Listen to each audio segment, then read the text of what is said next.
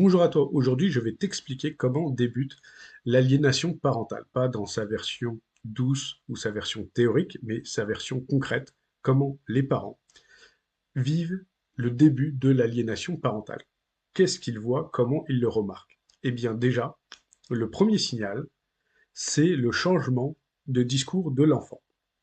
Par exemple, l'enfant va commencer à dire: On m'a dit que je ne t'ai pas vu car tu étais marin. J'ai entendu dire que tu es parti avec telle personne, tu ne pensais pas à moi. Je ne sais pas si je veux aller en forêt, je ne sais pas trop, car on m'a dit qu'il y avait telle chose en forêt. Eh bien, tout cela, ce ne sont pas ces mots, c'est les mots de l'adulte, du parent toxique dans la bouche de ton enfant. L'enfant ne fait que répéter ce qu'il a entendu, ce qu'il a été conditionné à entendre pendant la période où il ne t'a pas vu. C'est le premier signal. Le signal numéro 2, c'est lorsque le parent toxique commence à isoler l'enfant. C'est-à-dire que le parent toxique va dire que l'autre parent est un danger, que les amis autour de l'enfance ne sont pas dignes de confiance de la part de l'enfant ou du parent, donc on ne les voit plus, on les voit moins, que l'institution au sens large devient un adversaire si l'institution ne rentre pas dans les délires du parent. Et donc, cela se traduit par: je suis le seul à pouvoir protéger mon enfant contre tous. C'est déjà le début de l'aliénation. Cette pensée du parent toxique envers son enfant qui place son enfant comme victime et comme lui en rôle du sauveur. Il y a également les phrases toutes faites. Par exemple, l'enfant va dire: je suis fatigué, je veux rester tranquille, j'ai telle ou telle activité qui fait que je ne veux pas te voir. Il faut comprendre que l'enfant subit un schéma, un chantage émotionnel. Par exemple, on va lui dire: si tu le vois, eh bien, le chat va pleurer. Alors, tout ça, tu ne le vois pas, mais l'enfant va rester pour que son chat ne pleure pas, par exemple.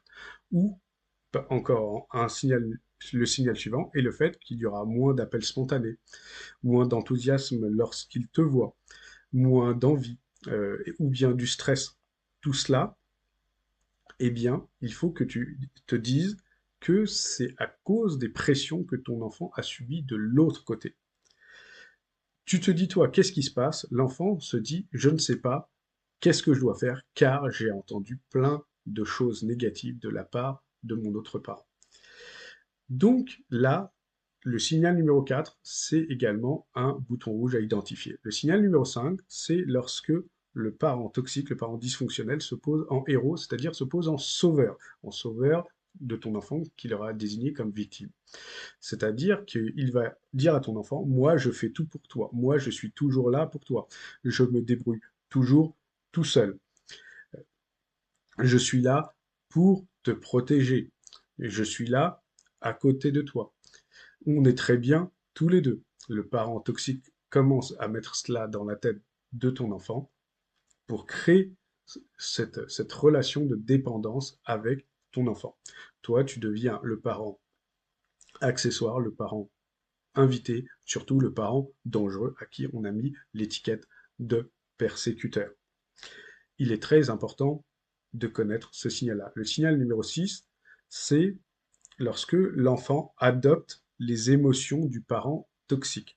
C'est-à-dire que pour le parent toxique, ton enfant n'a pas le droit d'avoir ses propres sentiments et ses propres émotions. Donc ce signal est un signal très fort. L'enfant n'a pas le droit, n'a pas le droit d'avoir sa propre colère, ses reproches. En fait, il adopte la colère de son parent, les reproches de son parent. Il a les mêmes opinions que son parent, les mêmes arguments. En fait, il n'a pas ses propres arguments, sa propre colère, ses propres opinions.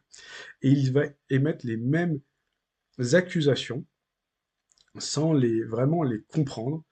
Il va faire un copier-coller, il va répéter tout, il va se calquer émotionnellement sur son parent toxique.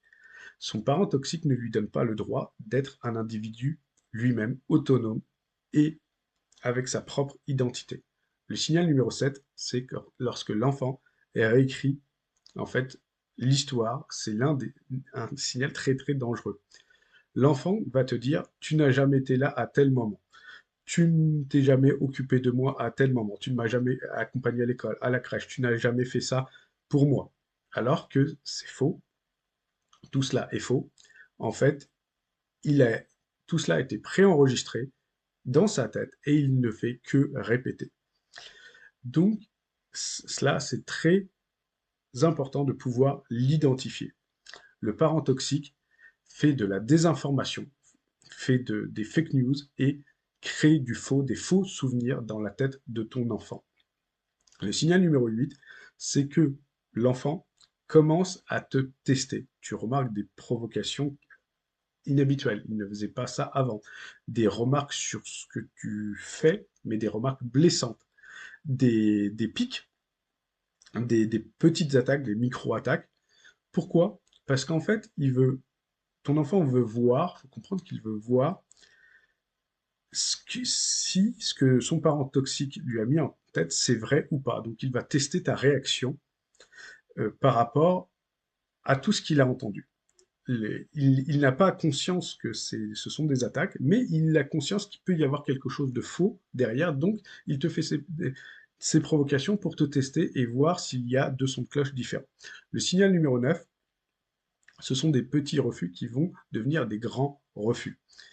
Par exemple, il va refuser de faire quelque chose avec toi qu'il faisait avant, sportive ou non sportive. Il va refuser de, de, de, de partager un moment avec toi alors qu'il le faisait avant.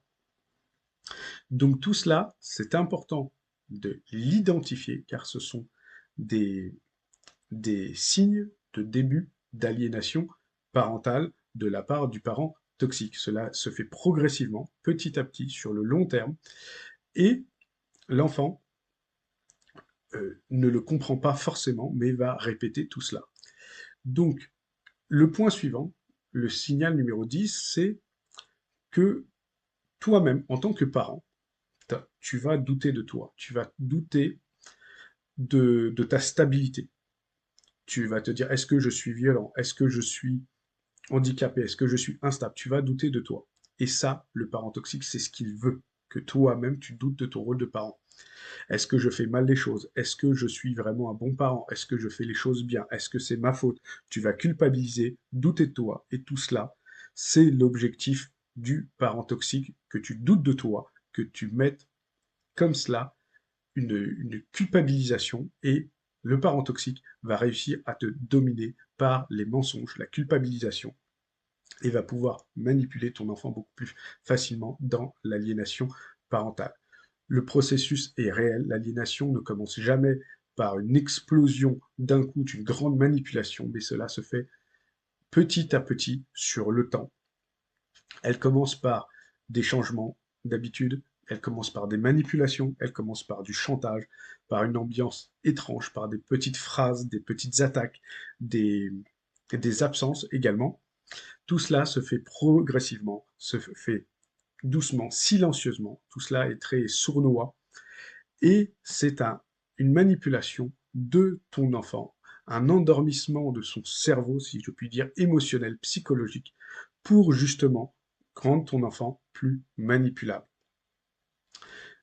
Donc, si tu es un parent qui est confronté à ce genre de situation, eh bien, tu peux t'abonner à ma chaîne. Si tu es un enfant, un jeune qui a un parent toxique et qui est également confronté à cette situation, tu peux également t'abonner à ma chaîne pour en savoir plus sur le parent toxique et sur l'aliénation parentale.